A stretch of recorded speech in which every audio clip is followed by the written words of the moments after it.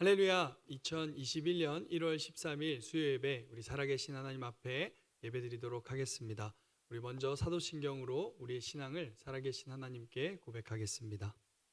전능하사 천지를 만드신 하나님 아버지를 내가 믿사오며 그 외아들 우리 주 예수 그리스도를 믿사오니 이는 성령으로 잉태하사 동정녀 마리아에게 나시고 본디오 빌라도에게 고난을 받으사 십자가에 못 박혀 죽으시고 장사한 지 사흘 만에 죽은 자 가운데서 다시 살아나시며 하늘에 오르사 전능하신 하나님 우편에 앉아 계시다가 저리로서 산 자와 죽은 자를 심판하러 오시리라. 성령을 믿사오며 거룩한 공회와 성도가 서로 교통하는 것과 죄를 사하여 주시는 것과 몸이 다시 사는 것과 영원히 사는 것을 믿사옵나이다. 아멘. 이제 우리가 찬송가 413장 함께 찬양하시겠습니다.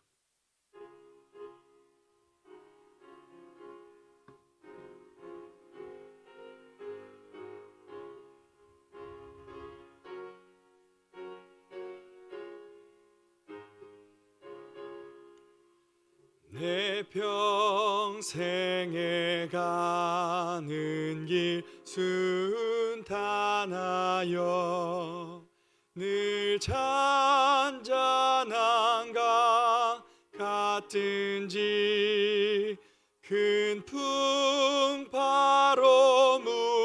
무섭고 어렵든지 나의 영혼은 늘 편하다.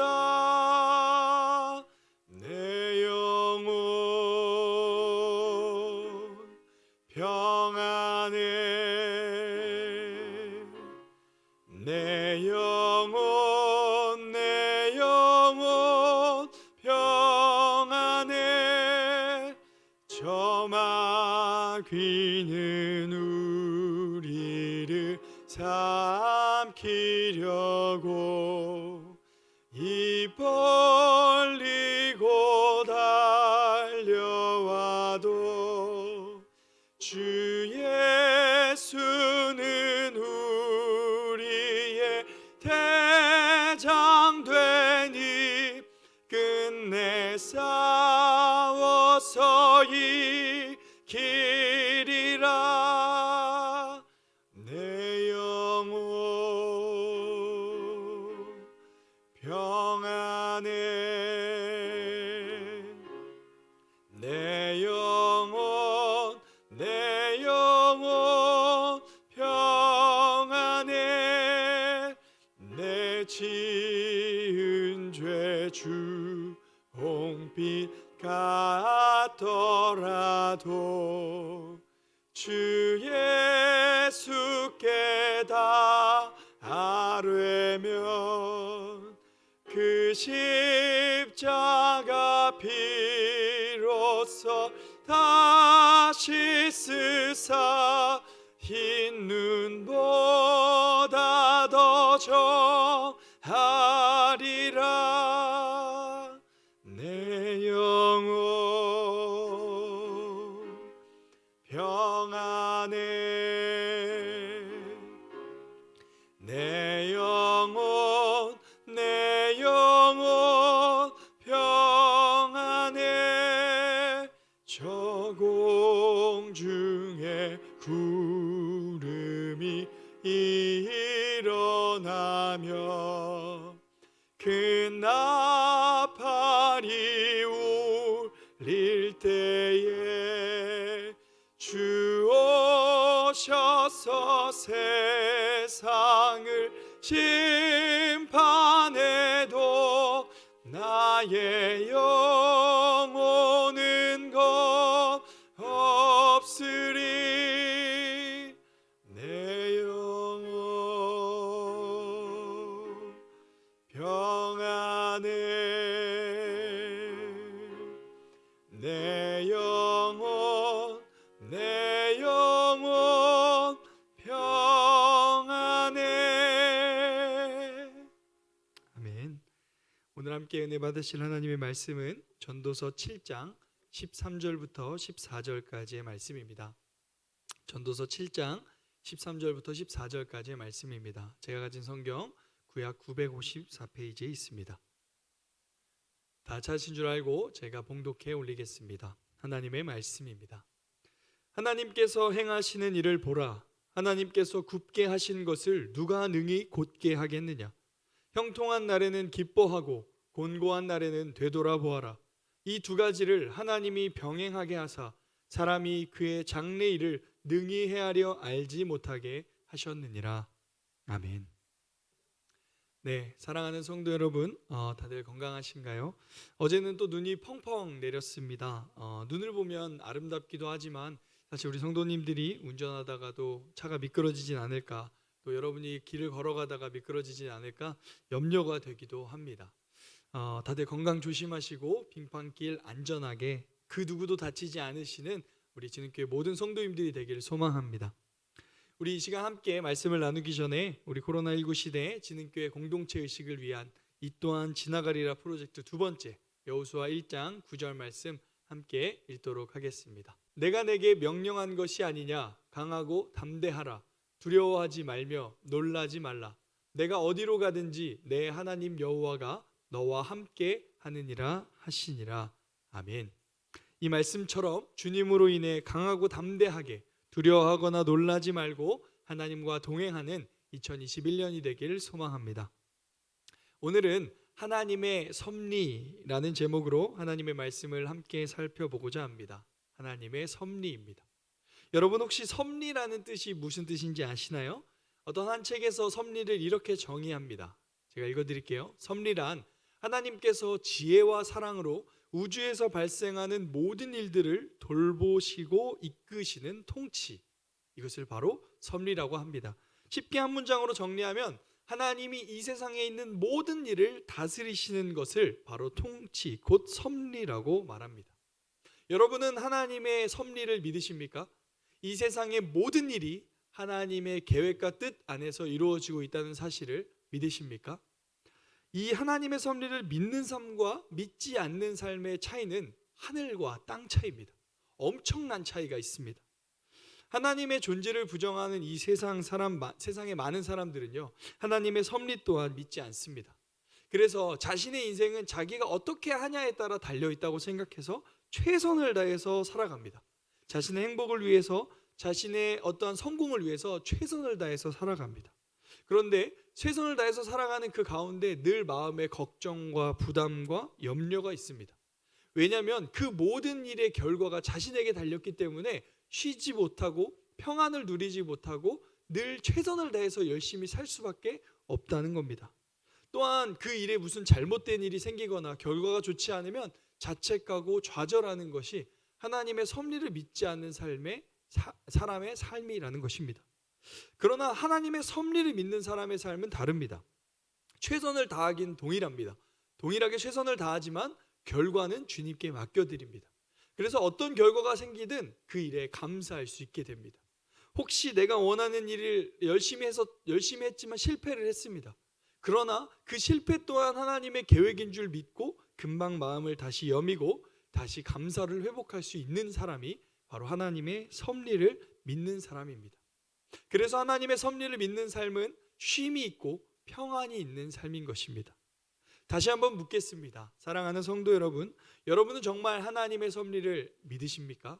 하나님이 이 모든 세상을 다스리시고 우리 인생의 시작과 진행과 끝까지 이끌어 주신다는 사실을 믿으십니까? 그런데 사실 우리의 삶을 돌아보면 우리가 하나님을 믿는다고 말하고 하나님의 섭리를 믿는다고 말하지만 우리의 삶에 하나님의 섭리를 믿지 않는, 하나님이 정말 이 세상을 다스리신다는 것을 신뢰하지 않는 연약한 모습이 있을 때가 많습니다.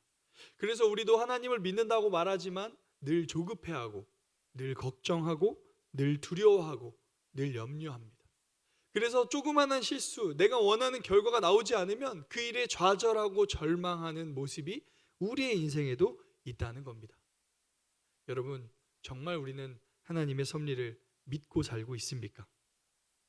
오늘 본문은 하나님의 섭리를 믿는 사람들은 어떻게 살아가야 하는지를 우리에게 제시해 주고 있습니다.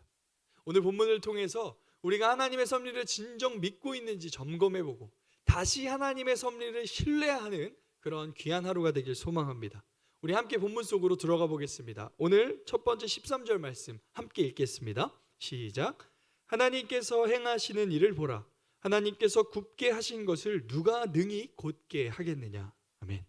전도자는 하나님의 섭리를 설명하기 시작합니다. 하나님의 행하시는 일을 보라. 이 세상에 있는 모든 일은 하나님이 행하신다는 겁니다. 그런데 하나님께서 굽게 하신 것을 누가 능히 곧게 하겠느냐. 그러니까 하나님이 구부리신 것을 누가 감히 이것을 곧게 다시 펼 생각을 하겠느냐. 누가 펼 수 있겠느냐. 이 말은 하나님의 섭리를 거스를 수 있는 것은 그 누구도 없다라는 것을 말하고 있습니다.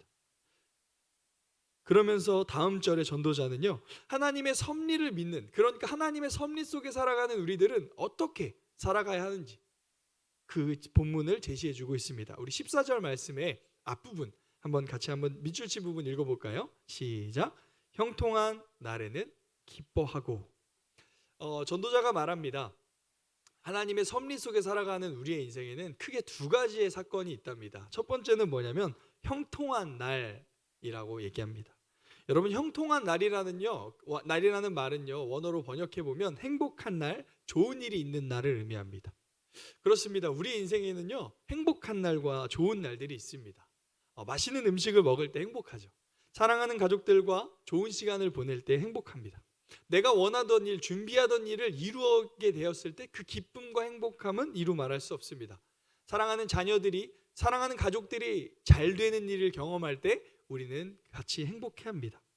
그렇게 어려움이 없고 행복함을 누리면요, 정말 우리 안에 감사가 저절로 나오는 그런 형통한 날, 기쁨의 날이 우리에게 있다는 것입니다.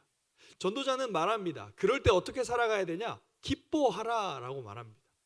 근데 여러분, 우리는 한 가지 의문이 들 수 있습니다. 아니, 형통하면요, 누가 기뻐하라고 하지 않아도 저절로 기쁜 거 아닌가요? 내가 원하던 일이 잘 되면 저절로 기뻐져요. 근데 전도자는요, 말씀의 명령으로 기뻐하라 라고 말합니다. 이건 무슨 의미가 있을까요? 이 안에는요, 그렇지 못한 모습도 있다는 것을 내포하고 있습니다. 그러니까 형통한 날에도 온전히 기뻐만 하지 못하는 사람이 있다는 겁니다. 여러분, 사실 우리도 어떤 행복이 있고 기쁨이 있고 즐거움이 있으면요, 그 기쁨을 그냥 누리면 되는데 꼭 사서 걱정하는, 내일 일을 걱정하는 우리의 연약함이 우리에게 있습니다.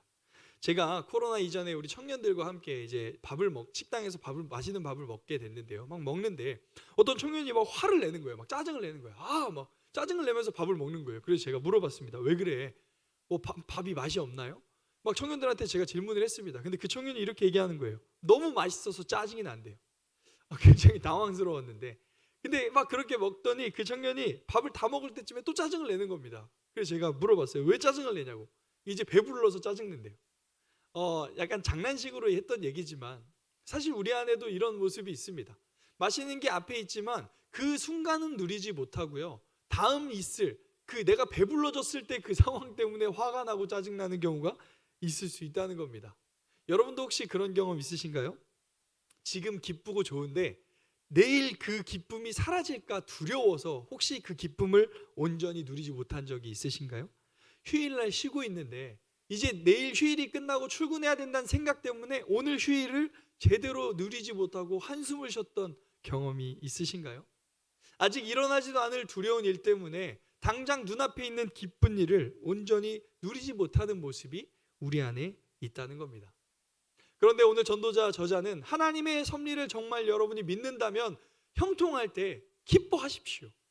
다른 고민, 내일 염려하지 말고 기뻐하라고 말하고 있습니다. 이 교훈은요, 예수 그리스도께서도 우리에게 명확하게 해주셨던 교훈입니다. 우리 마태복음 6장 34절 말씀을 한번 제가 읽어드리겠습니다.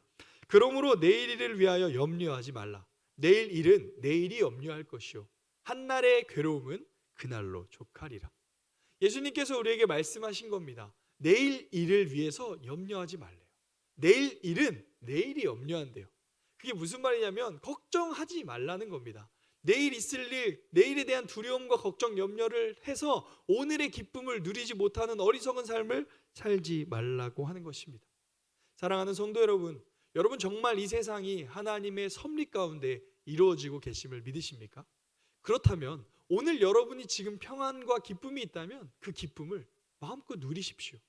내일 있을 염려와 걱정으로 오늘의 기쁨을 빼앗기지 않는 우리의 인생이 되기를 소망합니다. 그러나 사실 우리의 삶에는 늘 기쁨만 있는 것은 아닙니다. 오늘 본문을 다시 한번 볼까요? 14절 말씀에 보면 다음 이렇게 나옵니다. 곤고한 날에는 되돌아 보아라. 여기서 말하는 이 곤고한이라는 단어는요, 원어로 보면 불행, 어두운, 괴로운, 악함이라는 의미가 있습니다. 그러니까 우리 인생에 행복하고 기쁜 날도 있지만 우리 인생에 어렵고 아픔이 있고 힘든 날이 있다라는 것입니다. 사실 이 세상에 아픔이 없는 사람은 없습니다. 이 세상에 있는 모든 사람들은 반드시 기쁨을 경험하듯 반드시 아픔도 경험하게 됩니다. 자녀들이 오랜 기간 준비하고 또 여러분이 오랜 기간 준비했던 시험과 또 어떤 입시 또 그리고 취업을 준비했는데 원하는 결과가 나오지 않았을 때 겪는 그 실패의 아픔이 있을 때도 있고요. 또 사랑하는 사람과 이별하거나 사랑하는 가족과 이제 죽음을 통해 사별하는 경우에 그 아픔을 우리는 경험하게 됩니다. 저도 사실 어떤 이런 이별을 생각하면 늘 저희 아버지가 생각이 나는데 제가 아버지가 먼저 천국에 가신 지 올해로 10년이 됐습니다. 제가 진흥교회 부임해서 한 3년 정도 전에 아버지 돌아가셨다라는 설교를 한 적이 있는데 벌써 이제 10년 정도가 됐습니다. 그러나 저는 아직도 아버지 생각을 하면 참 마음이 아려옵니다. 이렇게 우리는요, 우리의 인생에 늘 기쁜 날만 있는 게 아니라 아픈 날도 있다는 겁니다.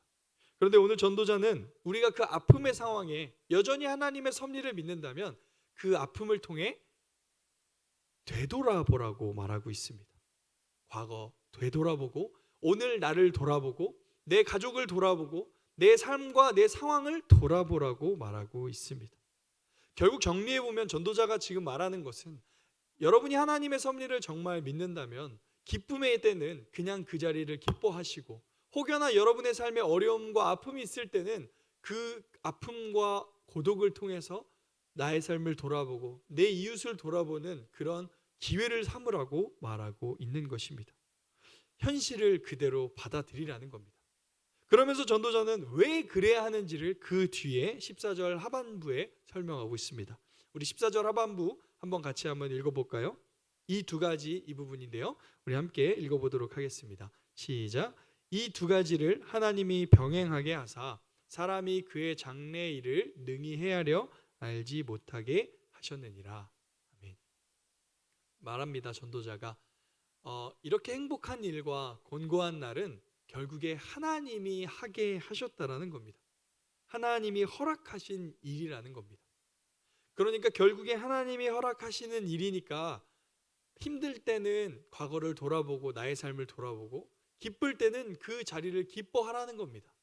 기쁨 뒤에 있는 고난을 먼저 생각해서 앞서 나가지 말고 또한 그 고난 가운데 결국에 너무 좌절하거나 절망하지 말고 하나님이 이걸 통해 우리에게 주시고 싶은 메시지가 있으니 힘들고 어려운 상황 가운데서도 나를 돌아보는 그런 기회로 삼으라고 전도자가 말하고 있는 겁니다. 결국에 이 14절 말씀을 한 문장으로 정리하면 하나님의 섭리를 믿는 사람은 끝까지 하나님을 신뢰하며 살아가야 한다고 말하는 것입니다. 기쁠 때는 그 하나님을 신뢰하며 기뻐하고 그리고 슬플 때는 여전히 이 슬픔 또한 허락하신 하나님을 신뢰하며 그 시간을 보내라고 말하고 있습니다. 그렇습니다. 사랑하는 성도 여러분, 하나님의 섭리를 믿는 사람은 끝까지 하나님을 신뢰하는 사람입니다. 여러분, 오늘 우리가 다시 하나님을 신뢰하기를 소망합니다. 저는 저의 평생의 좌우명 같은 건데 한 문장, 제 평생의 마음에 새긴 한 문장이 있습니다. 그것이 뭐냐면요, 바로 이건데요. 하나님은 언제나 선하시다라는 문장입니다. 저에게 기쁜 일이 있을 때는 하나님은 언제나 선하시다 하며 찬양합니다. 저에게 슬픔과 아픈 일이 있을 때는 하나님은 언제나 선하시다 고백하며 그 어려움을 견뎌냅니다. 그런데 제가 이 문장을 제 인생의 문장으로 갖게 된 계기가 있었습니다. 제 인생에는요, 가장 힘든 시기가 딱 한 해가 있었습니다. 그게 뭐냐면 2011년, 지금으로부터 딱 10년 전의 상황입니다. 제가 2011년 1월에 군대에 입대하게 됐습니다. 처음 겪는 생활에 너무나도 힘들고 아팠고 육체적으로나 마음적으로 지쳐 있었습니다. 그런데 참 아픈 일은 한 번 생기면 계속 이어지는 것 같아요. 힘든 일은 계속 겹쳐오는 것 같은데, 제가 그렇게 군대에서 힘들어하고 있는 와중에 이제 전에 교제했던 이성 친구와 이제 헤어지게 됐습니다. 근데 이성 친구가 일방적으로 연락을 안 받더라고요. 굉장히 상처 속에서 아픔의 시간을 보냈습니다. 그런데 그렇게 시간이 흐른 후에 얼마 지나지 않아 저희 아버지의 임종 소식을 제가 이제 듣게 됐고, 같이 아버지의 임종을 지키게 됐습니다. 2011년 그 한 해 동안 저에게는 엄청나게 힘들고 아프고 지친 한 해, 그냥 한 해만 돌아보면 지쳐서 아무것도 할 수 없는 그런 상황 속에 있었습니다. 아버지의 장례를 다 치르고 이제 부대로 복귀해야 했습니다. 부대로 복귀해서 거의 정말 매일매일이 우울한 상태였고, 그냥 조금만 시간이 지나면 막 눈물이 나고 그런 참 어려운 시기를 보냈었습니다. 아픔의 시기를 보냈었습니다. 그런데 저는 그 시기에 제가 다시 일어설 수 있었던 것은 하나님의 말씀이 저를 붙들었기 때문입니다. 그 어려움과 아픔의 상황에 저는 계속해서 말씀을 읽었는데, 어떠한 그 한 말씀이 저의 인생을 다시 새롭게 했습니다. 그 말씀이 뭐냐면 로마서 5장 3절에서 9절 말씀인데요, 여러분에게도 한번 읽어드리고 싶습니다. 제가 읽어드릴게요. 다만 이뿐 아니라 우리가 환난 중에도 즐거워하나니 이는 환난은 인내를, 인내는 연단을, 연단은 소망을 이루는지 알미로다. 소망이 우리를 부끄럽게 하지 아니함은 우리에게 주신 성령으로 말미암아 하나님의 사랑이 우리 마음에 부은 바 됨이니, 우리가 아직 연약할 때 기약대로 그리스도께서 경건하지 않은 자를 위하여 죽으셨도다. 의인을 위하여 죽는 자가 쉽지 않고 선인을 위하여 용감히 죽는 자가 혹 있거니와, 우리가 아직 죄인 되었을 때 그리스도께서 우리를 위하여 죽으심으로 하나님께서 우리에 대한 자기의 사랑을 확증하셨느니라. 아멘. 저의 인생은 환난이었고 저의 인생은 고난의 시간이었습니다. 그러나 이 말씀에서 말하길 환난은 인내를, 인내는 연단을, 연단은 소망을 이루게 된다고 말씀하십니다. 결국 그 소망이 뭔지 본문에서 말합니다. 바로 하나님의 사랑이라고 말합니다. 그리고 이어지는 로마서 5장 8절, 우리가 너무나도 잘 아는 말씀, 우리가 아직 죄인 되었을 때 그리스도께서 우리를 위하여 죽으심으로 하나님께서 우리에 대한 자기의 사랑을 확증하셨느니라. 아멘. 인생이 어렵고 인생이 아프고 인생이 힘든 상황에서 소망이 없는 것 같아 보이지만, 하나님은 이 모든 아픔과 이 모든 슬픔을 통해 결국에 소망을 바라보게 하셨습니다. 그 소망이 뭐냐면 하나님이 저를 사랑하신다는 사실이었습니다.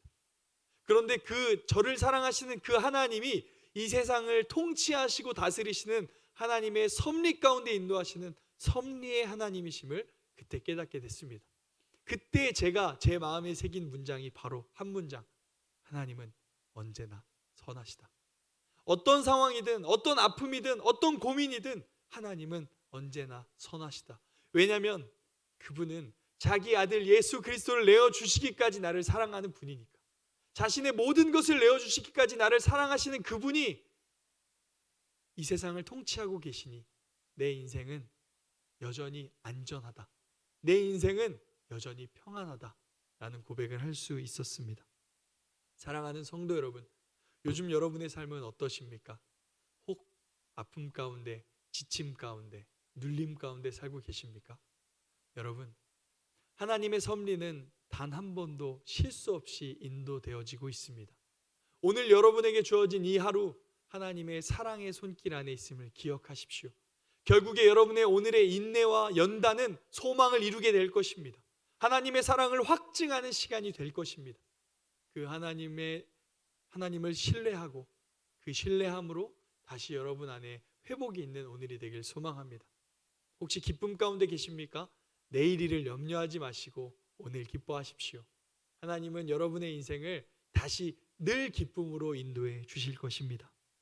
사랑하는 성도 여러분, 하나님의 섭리를 믿으시길 소망합니다. 우리 하나님은 선하신 분이십니다.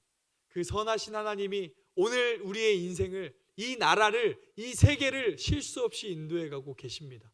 코로나19 상황 앞에 여러 가지 논란이 많은 시대를 살아가고 있습니다. 그러나 두려워하지 마십시오. 여전히 하나님은 실수 없이 세상을 다스리고 계십니다. 그리고 그분은 여전히 선하신 분이십니다. 이 사실을 기억하고 하나님의 섭리 가운데 기쁨으로 살아가는 저와 여러분이 되길 소망합니다. 같이 기도하겠습니다. 살아계신 하나님 아버지, 감사합니다. 하나님의 섭리 속에서 살게 하시니 너무나도 감사합니다. 우리는 늘 연약하여 우리의 믿음이 흔들려 이 세상을 내 힘으로 살아가는 것 같이 살아갈 때가 너무나도 많습니다. 그러나 하나님, 이 모든 세상은 하나님의 계획 속에 하나님의 뜻 가운데 인도되어지고 있습니다. 그 어떤 상황과 환경도 하나님의 섭리를 막거나 바꿀 수 없습니다. 그런데 이 세상을 실수 없이 다스리시는 그 하나님께서 오늘 우리를 사랑한다 말씀하십니다. 우리를 죽기까지 사랑하신 그분이 이 세상을 다스리고 계십니다. 그래서 우리는 오늘도 두려워하지 않을 수 있습니다.